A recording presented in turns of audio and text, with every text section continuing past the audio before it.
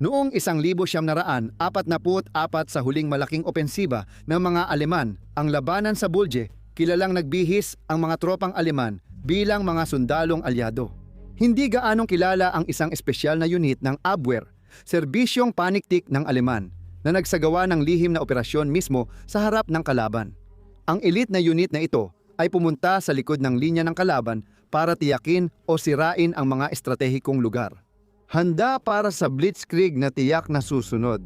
Sentral sa pananakop ng kanlurang Europa at Rusya, ang mga Brandenburgers ay mga lihim na mandirigma ng Alemanya.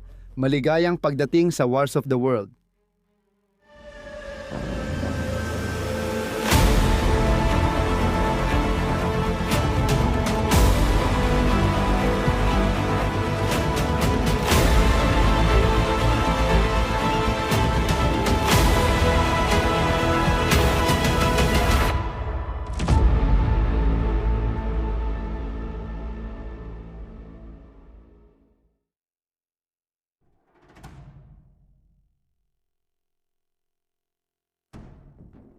Sa unang digmaang pandaigdig, pinamunuan ni General Paul von Lettow-Vorbeck ang kampanya ng imperial na hukbong Aleman sa Silangang Aprika.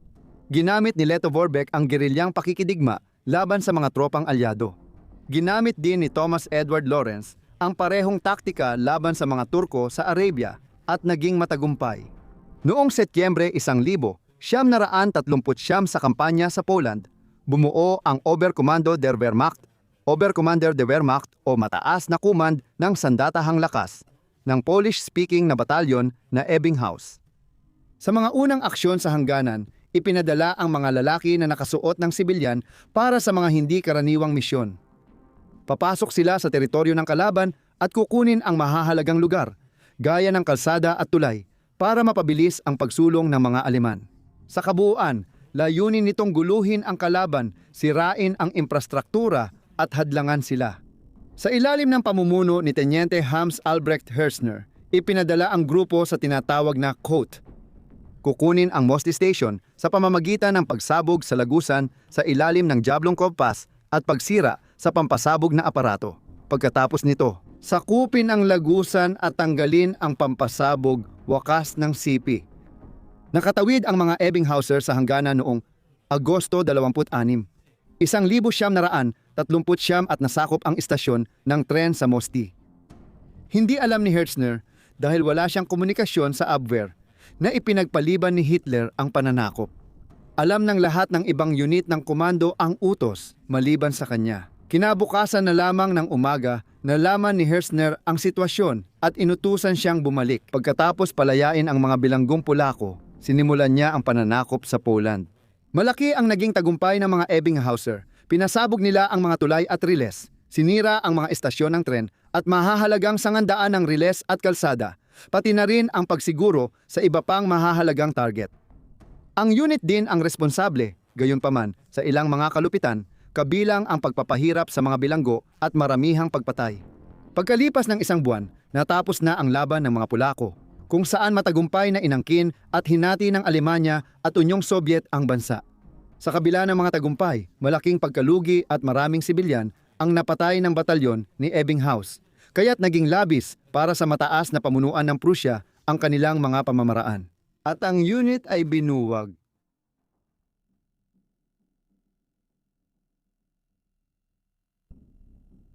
Gayunpaman, Oktubre 1939 civis, hiniling ni Admiral Wilhelm Canaris sa Oberkommando der Wehrmacht na payagan siyang magtatag ng grupong intelihensya sa ilalim ng Abwehr.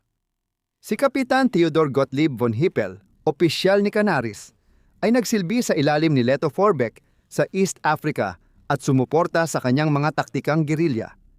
Ayon kay Hippel, ang maliit na unit na bihasa sa psychological warfare at banyagang wika ay maaaring magsagawa ng lihim na misyon sa likod ng kalaban na magdudulot ng kaguluhan sa utos, komunikasyon at logistika ng kalaban. Inutusan si Hippel na bumuo ng kumpanya ng mga saboteur para sa kanluran at pinayagan siya ni Canaris na magtatag ng unit batay sa mga Ebbinghauser.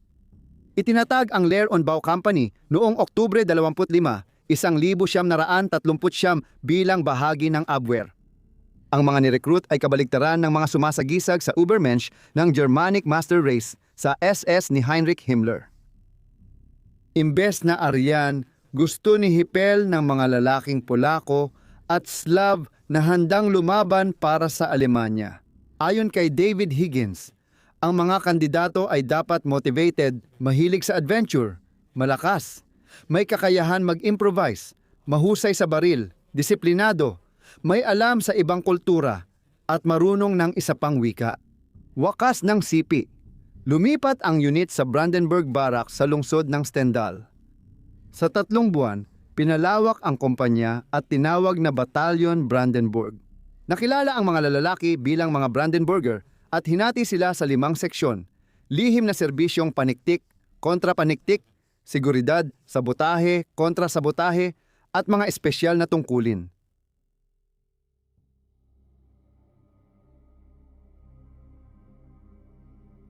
Para makapasok ng palihim, nagsusuot ang Brandenburger ng uniforme ng kalaban sa ibabaw ng kanilang uniformeng Aleman. Sa ganitong paraan, umaasa silang ituturing silang bihag ng digmaan kung mahuli at matanggalan ng bihis, kaysa barilin bilang espiya. Sa kabila nito, bawat miyembro ng batalyon ay kailangang voluntaryo dahil malaki ang posibilidad na kapag nahuli sila habang gumagawa ng mga lihim na operasyon, malamang na sila ay bibitayin. Nakukuha ang mga uniforme ng kalaban sa kahit anong paraan, kahit mula sa mga nahuling Soviet noong Winter War ng 1939 hanggang 1940 o sa kaso ng mga uniforme ng Olandes, binibili lang ito ng segunda mano mula sa mga tindahan. Minsan, ang mga Brandenburgers ay nagkukunwaring naka-semi-camouflage o halbtarnung tulad ng helmet at malaking coat. Kapag mas malalim na panlilin lang ang kailangan, nagsusuot ang mga lalaki ng buong camouflage o valtanung, kasama ang kompletong kasuotang militar ng kalaban.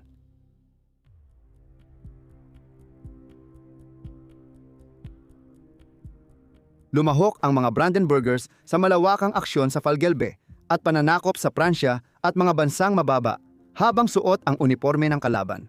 Maliit na grupo ang tumawid sa Benelux noong Mayo 8, 1942 gabi bago magsimula ang opensiba. Para gumuhit ng mapa, kumuha ng litrato, bumili ng second-hand na uniforme at makipag-ugnayan sa mga Nazi supporter. 2 araw matapos, bago magbukang liwayway at 10 minuto bago ang pananakop, 6 na komandong nakadamit bilang Dutch na pulis militar ang nag-escort sa grupo ng bilanggo ng Aleman pagdating nila sa tulay ng tren sa Gennep, Netherlands. Kalma nilang nilampasan ang 4 na Dutch na gwardya na inakalang kakampi nila ang mga pulis militar, kaya madali silang natalo at naalis. Mabilis na dine-activate ang mga detonator, kaya nagawang sumulong ng ika-9 na Panzer Division at sakupin ang mahahalagang posisyon sa unahan. Noong unang digmaang pandaigdig, pinigilan ng Belgian ang Germany sa isa-plane sa pagbaha. Ngayon, nilusob na ng Aleman ang Holland. Mahalaga na hindi na maulit ang pagkaantala. May mga pump house sa kalsadang Ostend-Newport para kontrolin ang tubig sa timog ng ilog. Isang grupo ng mga 12 Brandenburgers na nakadamit bilang Belgian Army ay ipinadala mula Ghent para sakupin ang mga pump house malapit sa tulay sa timog na bahagi ng ISA.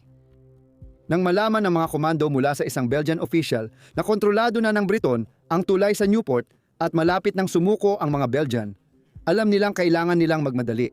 Malaki ang tsansang pasasabugin ng mga Briton ang tulay at sisirain ang mga sluice gate para mapabilis ang paglikas nila mula Dunkirk na malapit lang sa baybayin.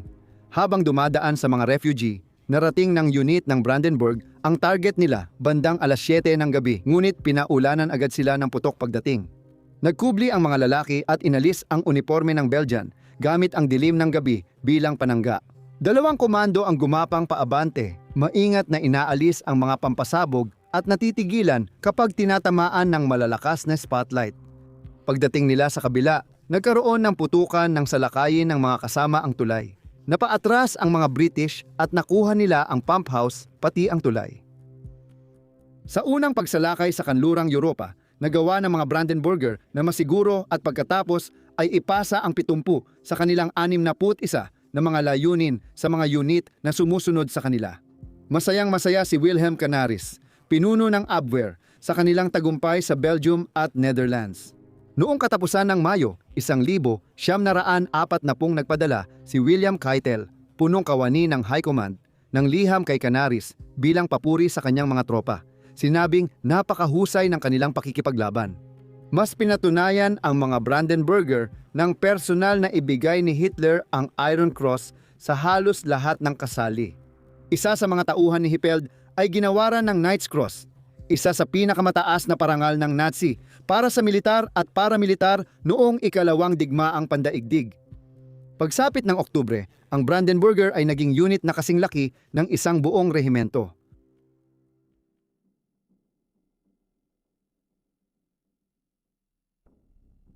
Noong Hunyo 1941, naniwala si Hitler na ligtas na ang kanlurang Europa, kaya sinimulan niya ang Operasyon Barbarossa. Gusto niyang pabagsakin ang Russia sa isang bagsak lang.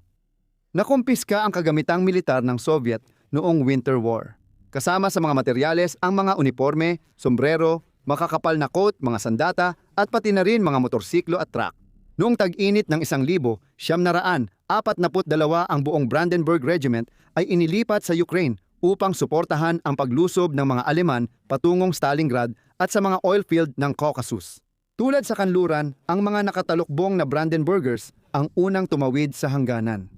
Doon, nakipag-ugnayan sila sa mga kaalyadong Ukrainian at Belarusian na lumalaban sa Soviet. Sangkot sila sa maraming lihim na operasyon para putulin ang mga linya ng komunikasyon at sakupin ang mga tulay at iba pang mahahalagang target para pabilisin ang blitzkrieg.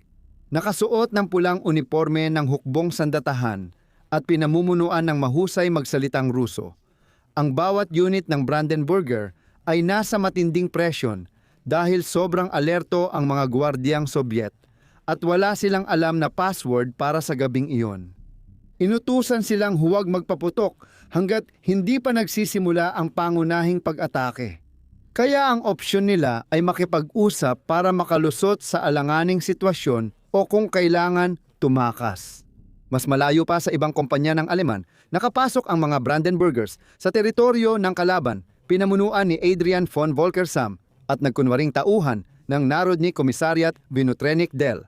Pumasok ang lihim na pulisya ng Soviet kasama ang 62 Brandenburgers na Sudeten at Baltic na mga Aleman. Ang utos nila ay sakupin at tiyakin ang seguridad ng importanteng oil field sa Maikop. Madaling nakalusot ang kumpanya, sakay ng mga truck ng Red Army sa harapan ng Soviet at mas lumalim pa sa teritoryo ng kalaban. Nang masalubong ng mga lalaki ang grupong sundalong Soviet na tumatakas, napaniwala ni Volkersam silang magpatuloy sa laban at ibalik sa harap. Dahil ginamit ang totoong sundalong Ruso bilang panakip, malayang gumalaw ang mga Brandenburger sa mga linya ng Soviet.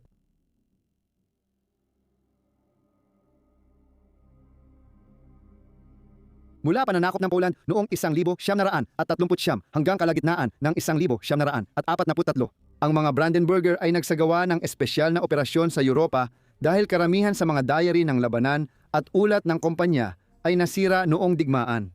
Maraming ebidensya tungkol sa mga alamat ng unit na ito ay hindi mapagkakatiwalaan, putol-putol at kadalasan pa'y magkakasalungat. May datos na nagpapakita na malaki ang ambag ng Brandenburger sa makinarya ng digmaan ng Nazi na hindi tugma sa laki ng kanilang batalyon. Sa huli, ang politika ng kapangyarihan ng Nazi at ang tunggalian sa pagitan ng Abwehr at SS ang siyang tumapos sa mga Brandenburger. Noong Abril ng 1943 bumuo ang SS ng mga Friedenthaler Hunter Group, maliliit na unit sa ilalim ng pamumuno ni Kapitan Otto Skorzeny ng Waffen-SS. Kahit bagong tatag pa lang ang unit, napaniwala ni Himmler si Hitler na bigyan ng mahalagang misyon ang mga Friedenthaler, ang matapang na pagsagip kay Il Duce Benito Mussolini mula sa Gran Sasso. Ang kanilang tagumpay ang nagdulot ng pagtatapos ng mga Brandenburger. Inalis sila sa Abwehr at inilagay sa ilalim ng mataas na command ng sandatahang lakas. Noong taglagas ng 1944, ginugol ng mga Brandenburger ang karamihan ng oras sa Balkans laban sa mga partisan.